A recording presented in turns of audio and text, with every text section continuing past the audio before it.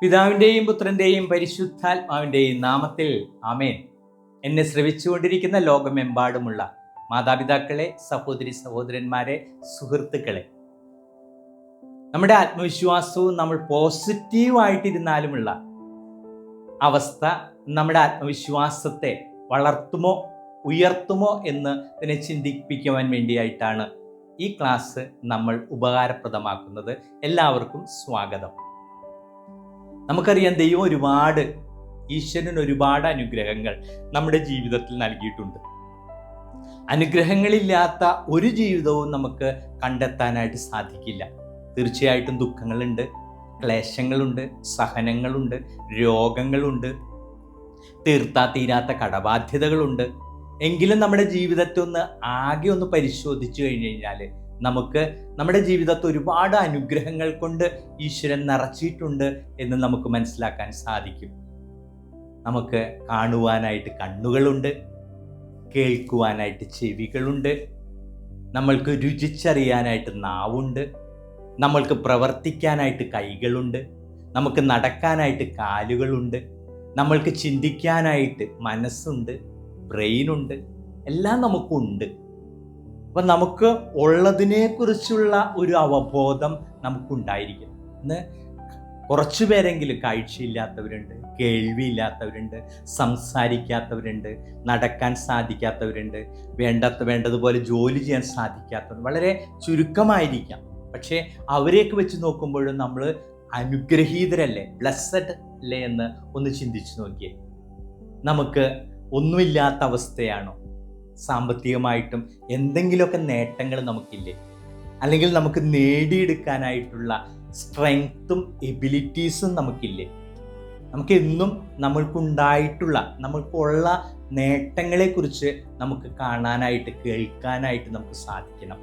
മറ്റുള്ളവർ പറയില്ലേ, നിനക്ക് ഒന്നുമില്ലാത്ത അവസ്ഥയൊന്നും ഇല്ലല്ലോ എന്ന്. നമുക്ക് ഒരുപാടുണ്ട്. അത് നമുക്ക് മനസ്സിലാക്കി അത് വേണ്ട വിധത്തിൽ ഉപകാരപ്രദമാക്കാനായിട്ട്. നമ്മുടെ ആത്മവിശ്വാസം കെടുത്തുന്നത് എന്താണ്? എനിക്കൊന്നുമില്ല, I don't have anything, I can't do anything, I can't achieve anything, I can get it anything. ഇതെല്ലാമാണ് നമ്മുടെ ചിന്തകൾ. എനിക്കൊന്നും നേടാൻ പറ്റില്ല, ഞാനൊന്നും ആയിത്തീർന്നില്ല, എനിക്ക് എന്തുണ്ട്, ഇതൊക്കെയാണ് നമ്മൾ ചിന്തിച്ചുകൊണ്ട്. അപ്പം നിനക്കൊന്നുമില്ലേ എന്നൊരു ചിന്ത വരുമ്പോഴാണ് നമുക്കുള്ളതിനെക്കുറിച്ചുള്ളൊരു ബോധ്യം നമുക്ക് ജനിക്കുക. ശരിക്കും നമ്മളൊന്നുമില്ലാത്തവരാണോ? എന്നെ ശ്രവിച്ചുകൊണ്ടിരിക്കുന്ന നിങ്ങൾ ഓരോരുത്തരും ഒന്ന് ചിന്തിച്ചു നോക്കിയേ. അതിമനോഹരമായിട്ടുള്ള കണ്ണുകളില്ലേ നമുക്ക്? കേൾക്കുന്ന നല്ല ചെവികളില്ലേ നമുക്ക്? പ്രവർത്തിക്കാൻ പറ്റിയ നല്ല കൈകളില്ലേ നമുക്ക്? നടക്കാൻ പറ്റിയ നല്ല കാലുകളില്ലേ നമുക്ക്? ചെറുതെങ്കിലും നമുക്കൊരു കൊച്ചു ഭവനമില്ലേ? നമുക്ക് ആവശ്യത്തിന് ഉള്ള വിദ്യാഭ്യാസമില്ലേ? നമുക്ക് ഒന്നുമില്ലാത്ത അവസ്ഥയിൽ ആണോ നമ്മളൊക്കെ? ഒരുപക്ഷെ നമ്മൾ കമ്പയർ ചെയ്യുമ്പോൾ കുറവായിരിക്കാം. അത് തീർച്ചയായിട്ടും ഉണ്ടാകാം, അല്ലെങ്കിൽ ചിലപ്പോൾ ഒരുപാട് ഉണ്ടാകാം നമുക്ക്. ഇപ്പോൾ കഴിഞ്ഞ ദിവസം ഒരു അമ്മച്ചി വന്ന് പറഞ്ഞ എല്ലാം ഉണ്ട്, പക്ഷെ അവൻ ഒന്നുമായി തീർന്നിട്ടില്ല. ഇതാണ് അമ്മയുടെ ദുഃഖം. അവനെല്ലാം ഉണ്ട്, നല്ല ആരോഗ്യമുണ്ട്, നല്ല ഉയർന്ന ശരീരപ്രകൃതിയുണ്ട്, പക്ഷെ അവനൊന്നും ആയി തീർന്നില്ല. ഇന്ന് ചില അമ്മമാരുടെയൊക്കെ പ്രയാസങ്ങൾ അതാണ്.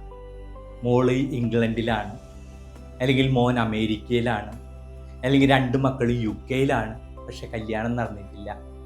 31 വയസ്സായി, 32 വയസ്സായി, വിവാഹം വേണ്ട എന്ന് പറയുന്നു.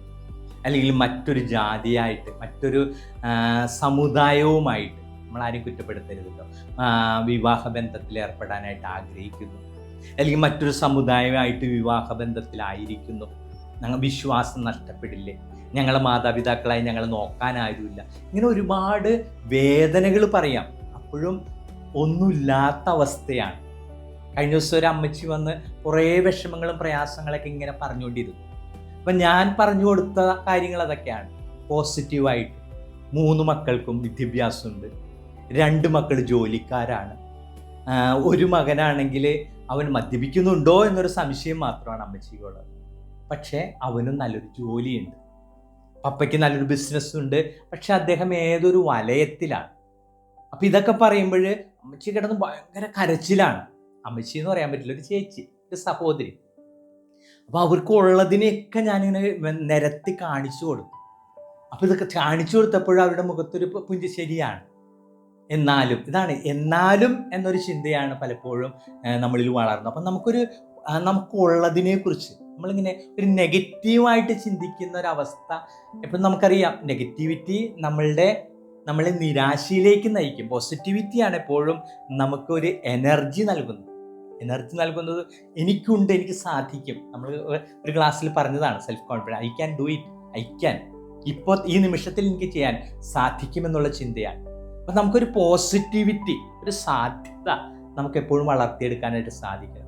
നമ്മളൊന്ന് പോസിറ്റീവായിട്ട് ആയിരിക്കുക എന്നുള്ളതാണ്. നമുക്കുള്ളതിനെക്കുറിച്ച് നമ്മൾക്കൊന്ന് കാൽക്കുലേറ്റ് ചെയ്യാം. അപ്പോൾ കാൽക്കുലേറ്റ് ചെയ്യുമ്പോഴായിരിക്കും നമ്മൾ ആദ്യം പറയേണ്ടത് ദൈവം നമുക്ക് തന്ന ആ വലിയ വലിയ നിധികളെക്കുറിച്ചാണ്. നമുക്കറിയാം, നമ്മുടെ അപ്പനിലൂടെ, നമ്മുടെ അമ്മയിലൂടെ, അവരുടെ സംസർഗത്തിലൂടെ നമ്മളുണ്ടായെങ്കിലും ജീവൻ നൽകിയ ദൈവമല്ലേ. അപ്പോൾ ഈ ജീവൻ നൽകിയ ദൈവം നമുക്കെല്ലാം നൽകിയിട്ടുണ്ടല്ലോ. ചിലരൊക്കെ കാണാനൊക്കെ ഭയങ്കര സൗന്ദര്യമായിരിക്കും. ഇന്നിപ്പോൾ ഈ ആധുനിക യുഗത്തിൽ നോക്കി എല്ലാവരും സുന്ദരന്മാരും സുന്ദരിമാരുമാണ്. കാരണം സൗന്ദര്യാവബോധമുണ്ട്. ഒരു കാലഘട്ടത്തിലൊക്കെ അതിലൊക്കെ ആര് നോക്കുന്നൊക്കെ പുരുഷൻ്റെ സൗന്ദര്യമൊക്കെ ആര് നോക്കും. ഇന്ന് പുരുഷന്മാരാണ് സ്ത്രീകളെക്കാളും മികച്ചതായിട്ട് സൗന്ദര്യത്തിനൊക്കെ ഒത്തിരി പ്രാധാന്യം നൽകുന്നത്. നല്ലൊരു വാഹനം വേണം, നല്ലൊരു ഉയർച്ച വേണം എന്നൊക്കെ ചിന്തിക്കുന്നതൊക്കെ. അപ്പം നമുക്ക് ഒരുപാടുണ്ട് എന്നുള്ള ഒരു ബോധ്യത്തിലേക്ക് നമുക്ക് കടന്നു വരാൻ, നമുക്കുള്ളതിനെക്കുറിച്ച് നമുക്കൊരു ലിസ്റ്റ് ഉണ്ടാക്കാം. ഇനി നമുക്ക് നേടേണ്ടതിനെക്കുറിച്ച് നമുക്കൊരു ലിസ്റ്റ് ഉണ്ടാക്കാം. ഒരിക്കലും നെഗറ്റീവായിട്ട് പോകാതെ പോസിറ്റീവായിട്ട് കടന്നു വരാനായിട്ട് നമുക്ക് ചിന്തിക്കാം. എനിക്ക് സാധിക്കും, എനിക്ക് ഇത്രയൊക്കെ ഉണ്ടല്ലോ. ഇതാണ് നമ്മൾ ഓരോരുത്തരും ചിന്തിക്കേണ്ടത്. നമുക്കൊരു പോസിറ്റീവ് ആറ്റിറ്റ്യൂഡ് നമ്മുടെ ജീവിതത്തെക്കുറിച്ച് നമുക്ക് ഉണ്ടാക്കിയെടുക്കാനായിട്ട് സാധിക്കും. ഇത്രയൊക്കെയുള്ള എനിക്ക് ഇത്രയും കൂടി നേടാനായിട്ട് സാധിക്കില്ല. വാനോളം ആഗ്രഹിച്ചാൽ കുന്നോളം കിട്ടുമെന്ന് പറയില്ലേ. നമ്മൾ ആഗ്രഹിക്കണം, നമ്മൾ പ്രാർത്ഥിക്കണം, നമ്മൾ പരിശ്രമിക്കണം. എല്ലാവർക്കും ഞാൻ എൻ്റെ അടുത്ത് അവർക്ക് കൊടുക്കുന്ന ഒരു ഉപദേശം അതാണ്. ആഗ്രഹം ഉണ്ടാവണം, പ്രാർത്ഥന ഉണ്ടാകണം, പരിശ്രമം ഉണ്ടാകണം. യാക്കോബ് ശ്ലീഹയുടെ ഒരു ലേഖനം ഉണ്ട്. യാക്കോബ് ശ്ലീഹ പറയുന്നതല്ല, നമുക്ക് വിശ്വാസം മാത്രം പോരാ, നല്ലതായിട്ട് പ്രവർത്തിക്കണം അതിനുവേണ്ടി. അപ്പം നല്ലൊരു പരിശ്രമം നമ്മുടെ ഭാഗത്തുനിന്ന് ഉണ്ടാകണം. ഞാൻ ഇത്രയ്ക്കൊക്കെ ചെയ്യുന്നുണ്ട്. അപ്പം നമുക്ക് ചിലപ്പോൾ നമ്മൾ ആഗ്രഹിക്കുന്നത് അനുസരിച്ച് നമുക്ക് ലഭിക്കണമെങ്കിൽ അത്രയ്ക്ക് വലിയ ആഗ്രഹം നമുക്കുണ്ടായിരിക്കും. ആഗ്രഹത്തിനനുസരിച്ചുള്ള പ്രവൃത്തിയും കൂടിയാകുമ്പോൾ നമുക്കെല്ലാം സാധിക്കും. നമുക്ക് ഉള്ളതിനെക്കുറിച്ച് നമുക്കൊരു ബോധ്യം ഉണ്ടാവാൻ വേണ്ടിയാണ് ഞാൻ വീണ്ടും അത് പറഞ്ഞുകൊണ്ടിരിക്കുന്നത്. നമുക്ക് കാഴ്ചയുള്ള നല്ല കണ്ണുകളില്ലേ, നമുക്ക് കേൾക്കാൻ സാധിക്കുന്ന നല്ല ചെവികളില്ലേ, നമുക്ക് രുചിക്കാൻ സാധിക്കുന്ന ഘ്രാണശക്തിയില്ലേ, മൂക്കുണ്ട്, നാക്കുണ്ട്. അതുപോലെ നമുക്ക് നടക്കാൻ പറ്റിയ നല്ല കാലുകളില്ലേ, ആരോഗ്യമുള്ള നല്ല കൈകളില്ലേ, ആരോഗ്യമുള്ളൊരു മനസ്സില്ലേ, ആരോഗ്യമുള്ളൊരു ബുദ്ധിയില്ലേ, ആരോഗ്യമുള്ളൊരു ബ്രെയിനില്ലേ. ഇതൊക്കെ പോരെ നമുക്ക്? ഇത്രയൊക്കെ ഉണ്ടെങ്കിൽ ബാക്കിയെല്ലാം നമുക്ക് നേടിയെടുക്കാൻ സാധിക്കില്ലേ? ഒന്നുമില്ലാത്ത അവസ്ഥയാണോ? ദരിദ്രൻ, ഉടുക്കാൻ വസ്ത്രമില്ലേ, കിടക്കാൻ കിടപ്പാടുമില്ലേ, ചെറുതെങ്കിലും ഒരു ജോലിയില്ലേ, അല്ലെങ്കിൽ ഒരു ജോലിക്ക് പഠിക്കാൻ നമുക്ക് ശ്രമിക്കാൻ പറ്റിയ ഒരു ഡിഗ്രി നമ്മുടെ കയ്യിലില്ലേ? ഇനി നമുക്ക് ഡിഗ്രി ഇല്ലെങ്കിലും നമുക്ക് ഏതെങ്കിലും ഒരു തലത്തിൽ നമുക്കുള്ള അറിവില്ലേ, IT ഫീൽഡോ, ഇതൊക്കെ മതി നമുക്ക്. ഇതൊക്കെ ഉണ്ടെങ്കിൽ നമുക്കുള്ളത് കൊണ്ട് നമുക്ക് ഒരുപാട് ഉണ്ടാക്കിയെടുക്കാനായിട്ട് സാധിക്കും. ആ ഒരു ബോധ്യത്തിലേക്ക്, ആ ഒരു അവബോധത്തിലേക്ക് നമുക്ക് വരുവാനായിട്ട് സാധിക്കും. എനിക്കുള്ളതിനെ കുറിച്ചുള്ള നല്ല ബോധ്യം, എനിക്ക് ഇത്രയും തന്ന ദൈവത്തിന് ഇനിയും എനിക്ക് നൽകാനായിട്ട് സാധിക്കും. വിശ്വാസം നമ്മൾ ഒരുപാട് സഹായിക്കും കേട്ടോ. വിശ്വാസമല്ലേ എല്ലാം എന്ന പരസ്യങ്ങളൊക്കെ കണ്ടിട്ടില്ലേ? വിശ്വാസം ഒരുപാട് നമ്മളെ സഹായിക്കും, നമ്മുടെ വളർച്ചയ്ക്ക്, നമ്മുടെ ഉയർച്ചയ്ക്ക്, നമ്മുടെ മുന്നോട്ടുള്ള പ്രയാണം. അതിന് സർവേശ്വരൻ്റെ വലിയ സാന്നിധ്യം നിങ്ങൾക്ക് എല്ലാവർക്കും ഉണ്ടാകട്ടെ എന്ന് പ്രാർത്ഥിക്കുകയാണ്. ഒരു പുതിയ ഔട്ട്ലുക്ക് നമ്മുടെ ജീവിതത്തെക്കുറിച്ച് നമുക്കുണ്ടാകണം. നമുക്കുള്ളതിനെക്കുറിച്ച് നമുക്ക് അഭിമാനിക്കാനായിട്ട് സാധിക്കണം, ആനന്ദിക്കാൻ, സന്തോഷിക്കാനായിട്ട് സാധിക്കണം. അങ്ങനെ ഒരു പുതിയ തീരുമാനത്തോടെ, ഒരു പുതിയ കാഴ്ചപ്പാടോടെ നമുക്ക് ലോകത്തെ നാളെ ദർശിക്കുവാനായിട്ട് അച്ഛൻ്റെ ഈ ക്ലാസ് അനുഗ്രഹമാകട്ടെ എന്ന് പ്രാർത്ഥിക്കുന്നു. മറ്റൊരു സന്ദർഭത്തിൽ മറ്റൊരു വിഷയവുമായിട്ട് സന്ധിക്കുന്നതുവരെ ഫാദർ തോമസ് കൊടിയൻ. സർവശക്തനായ ദൈവം പിതാവും പുത്രനും പരിശുദ്ധാത്മാവും നിങ്ങളെ സമൃദ്ധമായി അനുഗ്രഹിക്കട്ടെ. ആമേൻ.